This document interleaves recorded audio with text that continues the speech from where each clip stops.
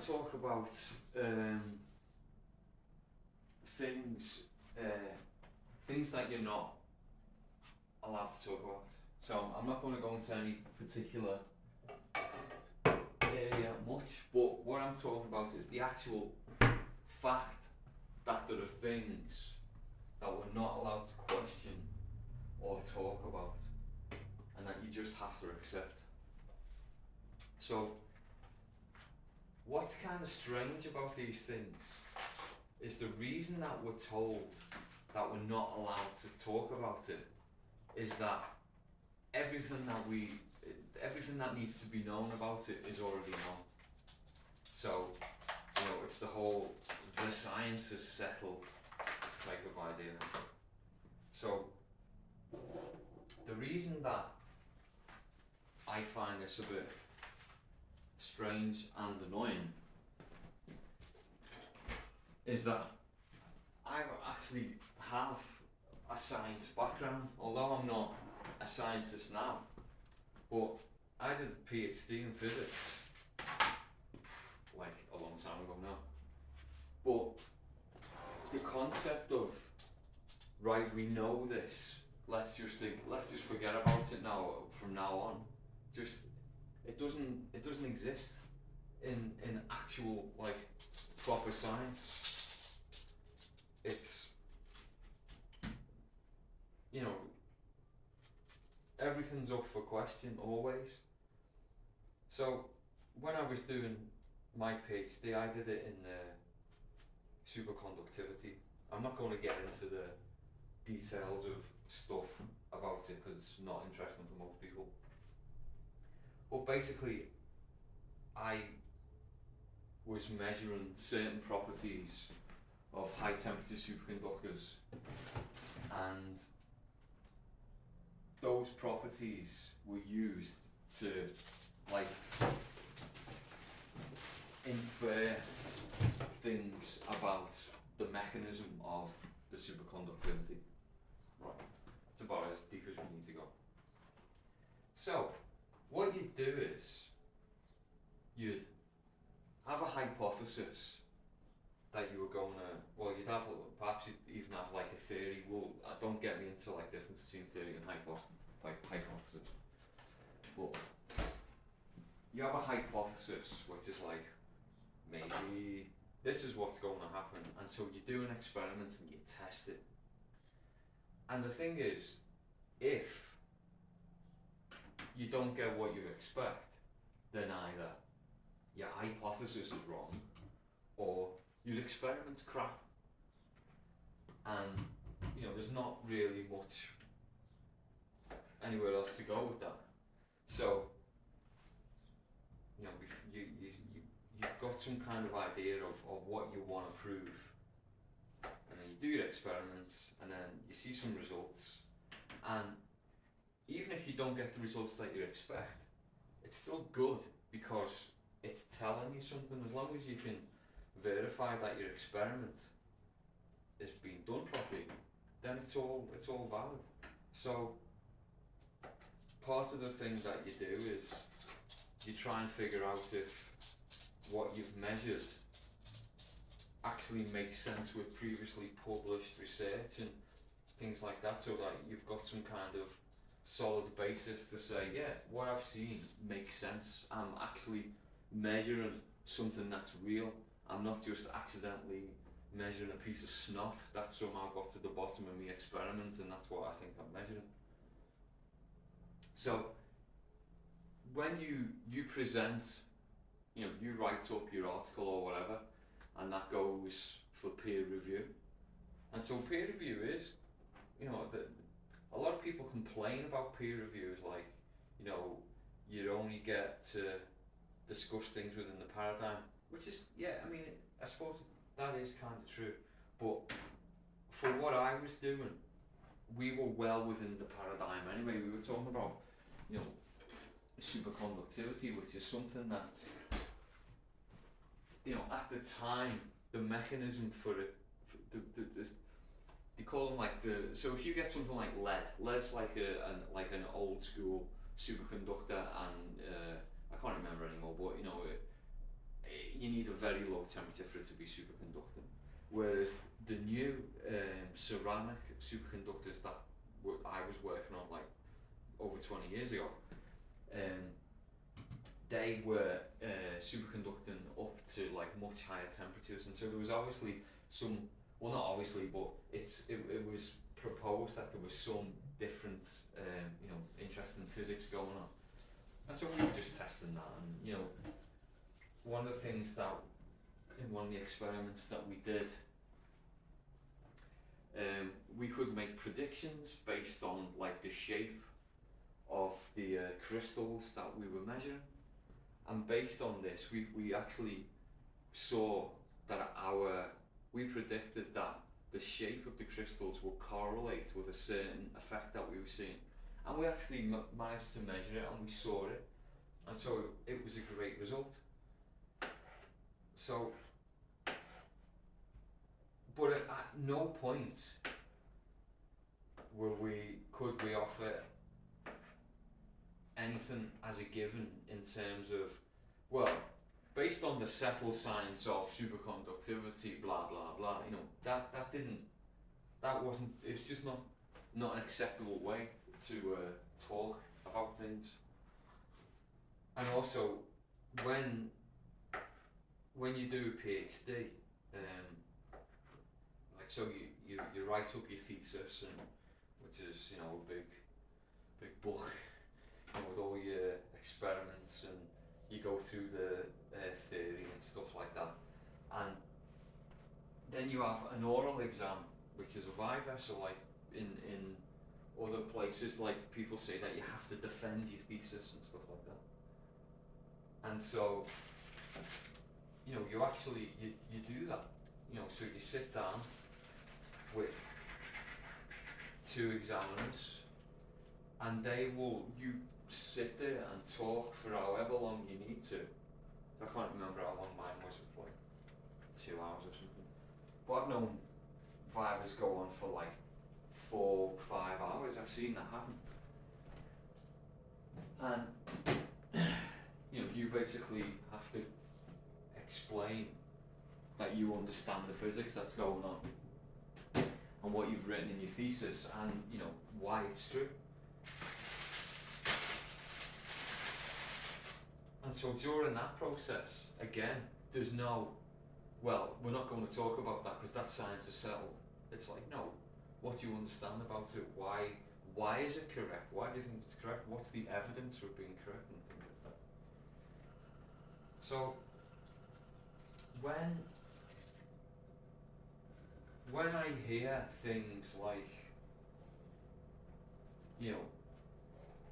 science says, like, oh, it sounds like Simon Says the game. I'm sure a lot of you are familiar that when you were a kid. Simon says, touch your head. Simon says, touch the floor. Jump up. Simon didn't say. No, so the whole idea of science says something and so it can't be questioned is just, it's not correct. Now, I'm not saying that if, like, I'm not down with the flat earth because it's silly and it doesn't make sense, and it's sort of like an insult to our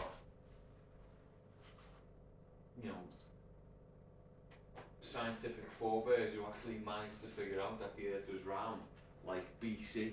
They didn't need satellites. They did experiments with sticks in the ground and like seeing how how shadows lengthened, and they'd lengthen and shorten at different rates depending on where they were in the world, and how does this happen and stuff, and they were very clever and they figured it out. But when there's stuff that's kind of still in the scientific domain and you're not allowed to question it already, it's like it smacks of propaganda, or I don't know, it's just it's not good, and people with non-scientific backgrounds just seem to accept it. It's like, oh well, a scientist said and that's it. That's like, I've seen science from the inside, And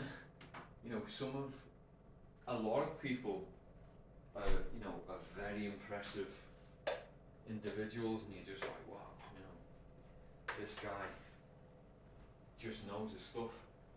But there's other people who are just not very impressive individuals, and in fact, while I was still in science, there was like a polemic of there was some guy getting Nature publications and making fantastic predictions, and then like seeing him in experiments, and he was like just a total rock star of the physics community. I can't remember his name anymore.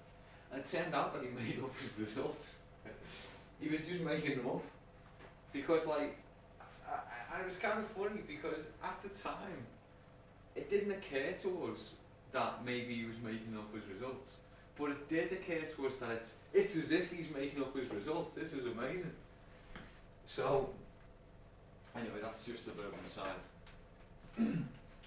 But the thing is, when we're talking about things like climate change, for instance, now you're not allowed to somehow question any of the scientific aspects of it. So, there are lots of things that we know about the climate, like we absolutely know. So one of them is that it's not stable. Climate changes. So obviously the whole this climate change debate, it's not actually interesting whether the climate's changing or not, because of course it is. What the point is whether it's anthropomorphic climate change, like are people doing it? So that's the whole point of that's why people are concerned. I assume that's why we're actually bothering to talk about it, is because it's like, well, is it us that's changing the climate and having an effect on the climate? But also the question should be, is it bad that we're having an effect on the climate? Because there's lots of actual real data, real things that we know about what's happening to the climate, that it's not all bad.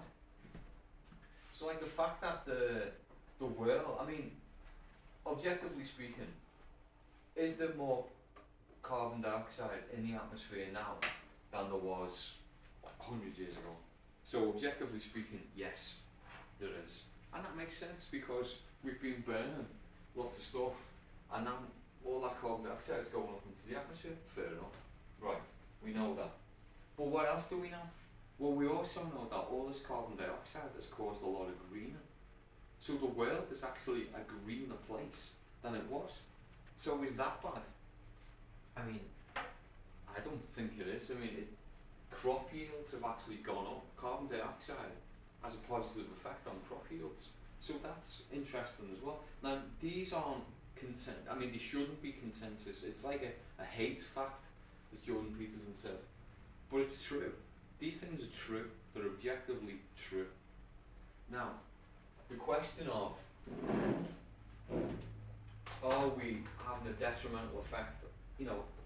Are these changes bad for us, and are they going to, result in bad things happening? That's difficult to know, because,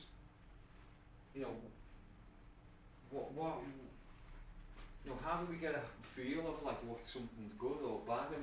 For instance, 1 million people a year die in car accidents. So a car's good or bad? Now, before the invention of the car, those 1 million people wouldn't have died, hypothetically speaking, obviously. But so what does that say?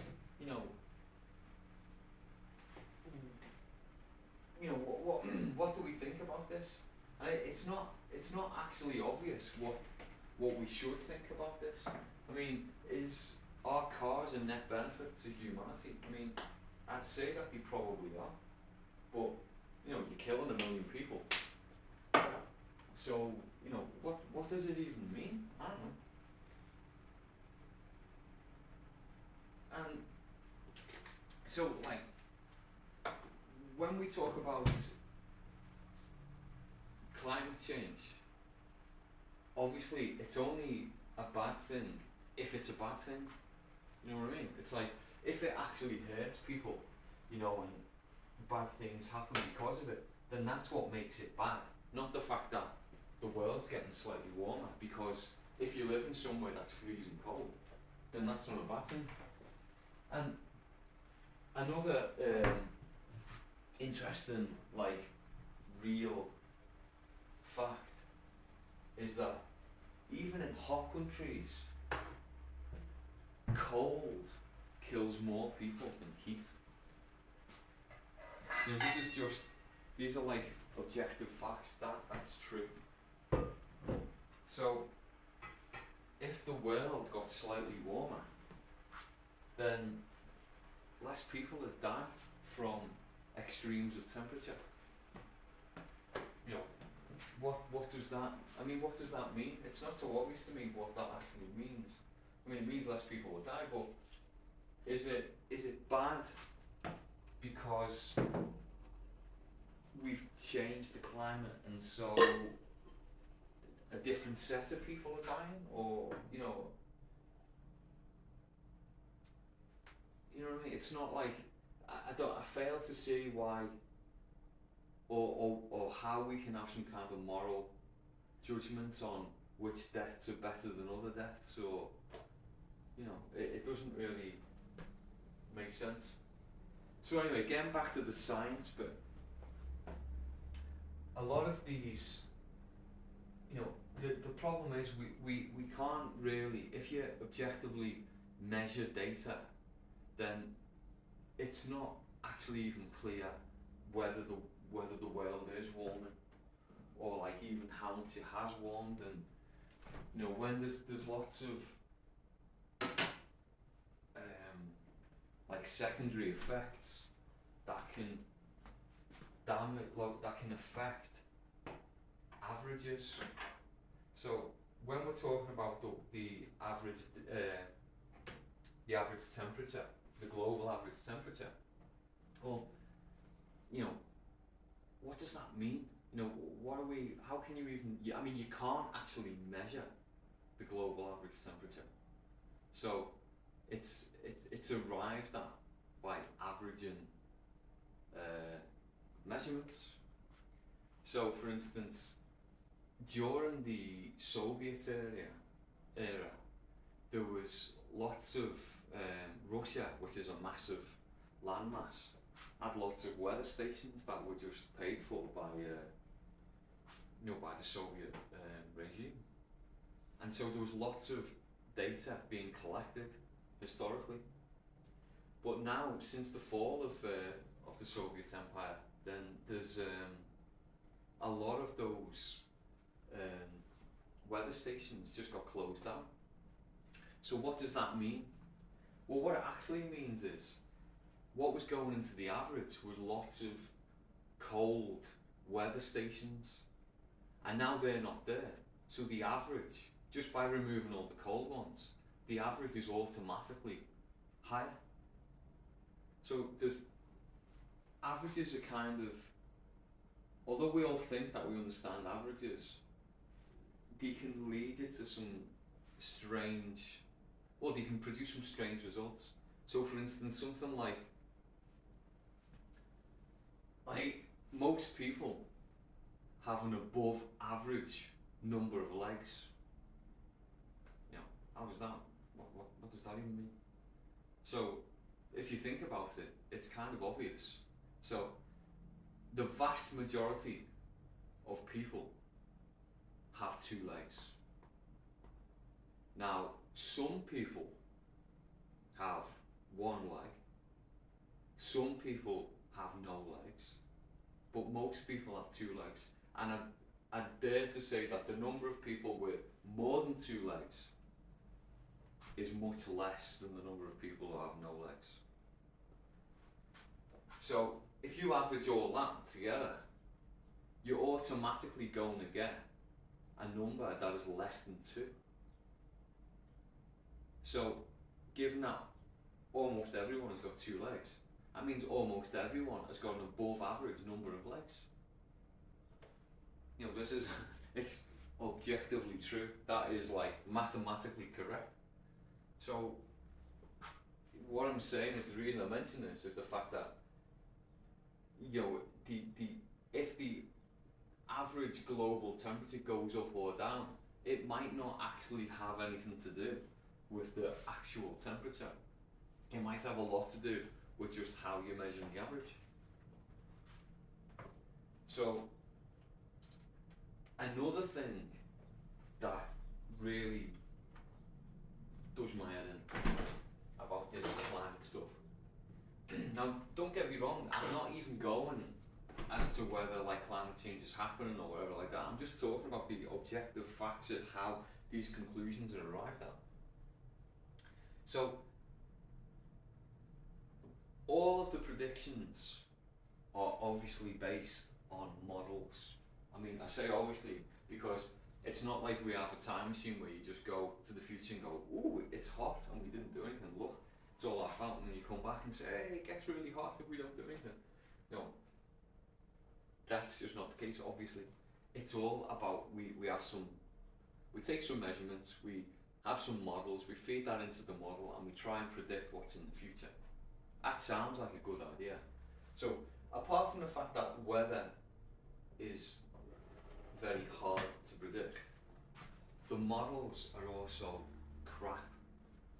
Now, the reason that I say that these models are crap is because, like, when you do some kind of simulation in a different part of physics, the way you actually validate the simulation is that you take some data that you know, and then you see if it predicts the actual measurements that you've done. Because if it doesn't, then you know that the model is wrong. It's just wrong. So, if you, something like electromagnetism, if you wind a wire and make an electromagnet, and you measure the field inside that magnet, then you can actually, based on like Maxwell's equations, like the theory tells you what the field should be at any given point, and we all know these are like well-established laws.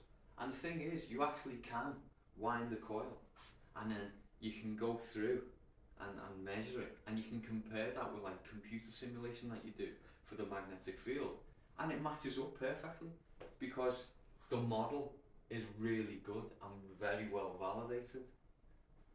Now, obviously, if we take current data and we predict 20 years in the future, we can't tell if that's any good right now.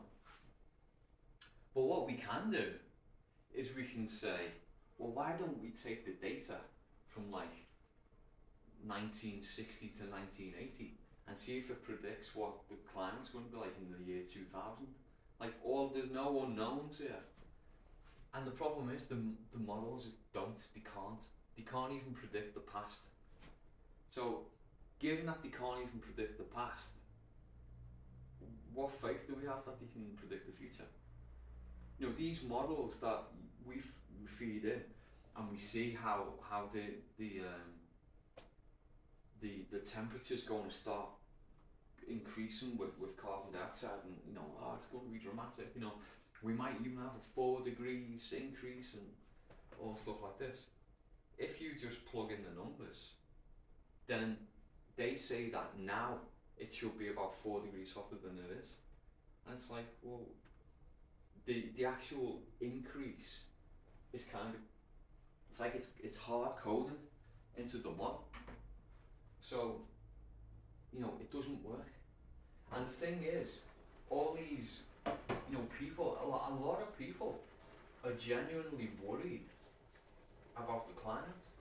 And I get it, because there's lots of scaremongering going on, and there's lots of, now that I'm getting a bit long in the tooth, I've heard these things lots of times, like, there's only 8 years to save the planet, there's 10 years to save the planet, there's, you know, 9 years, you know, lots of headlines over the years. You know, by 2020 there'll be no snow in the Alps. By 2012 Kilimanjaro will have no snow, and you know, all these kind of, you know, headlines that you think, wow, this is bad, you know, and then it just doesn't happen. And it doesn't happen by a long way. You know, in fact, this year we've had like, I mean, here in Spain we've had loads of snow, and it wasn't long ago, like before Christmas, we were getting told in the newspapers, maybe we won't open any of the ski slopes might not be open this year because of climate change. And it's like, what are you telling me that for in November when it doesn't snow in November anyway? You know, it's kind of, there's obviously an agenda to spook the public, you know, and increase the tension levels, you know, and people I know people have actually told me that they can't sleep at night because of climate change. And it's like,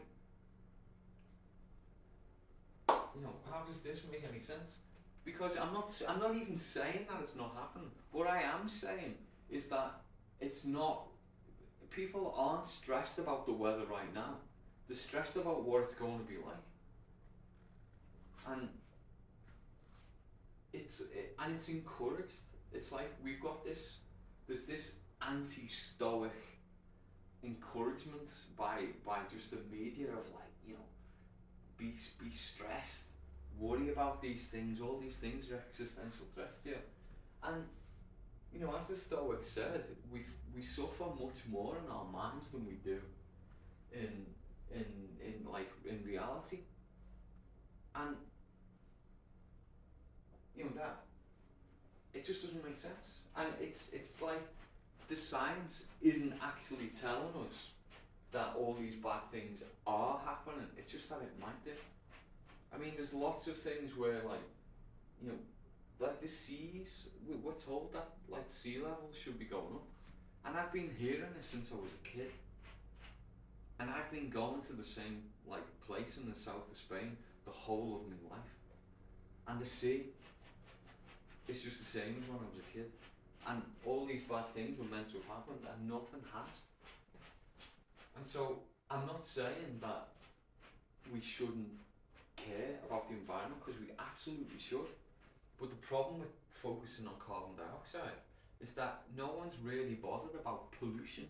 You know, actual pollution that gives people actual cancers and, like, you know, harms them, and birth defects, and, you know, affects birth rates, and, you know, all these things are real and are happening, and they're actual environmental tragedies. And it's just that carbon dioxide is the big boogie one, and that's all that anyone cares about.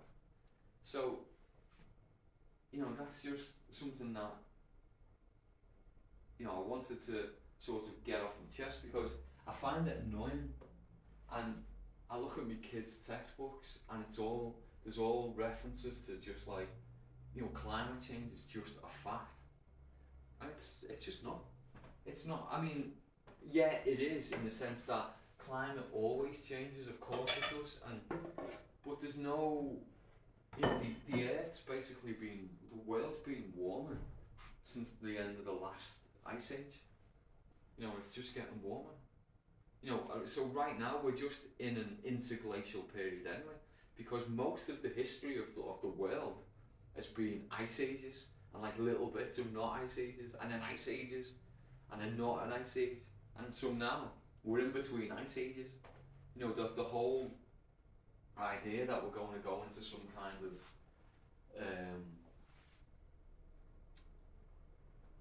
there's a word for it, where like you get into an effect that into a feedback loop, that runaway climate change. You'll get into a runaway effect where a tipping point where it won't recover, and that's just, you know, apart from in complex systems, that doesn't tend to happen anyway, and climate is a very complex system. But there's been times in the Earth's history when there's been loads more carbon dioxide than there is now, but like massive amounts. But it hasn't been that much hotter. So it doesn't, you know, we need to have like a sensible debate about things like this, not just scare everyone to death. And oh, we have to just have no carbon dioxide and stuff, because that's just it just doesn't make sense.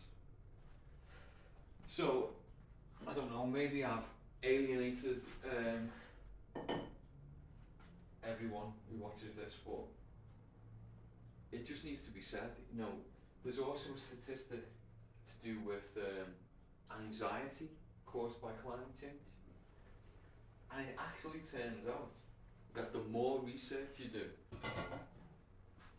actually into the science behind climate change stuff, the less worried you tend to be. So that says a lot, I think.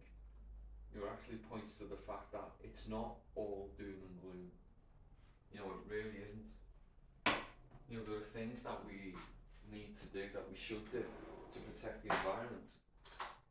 But buying a Tesla isn't one of them. Anyway, I'm done for today. My lunch is ready, and I'm going to eat it. So have a nice day, and I'll see you around.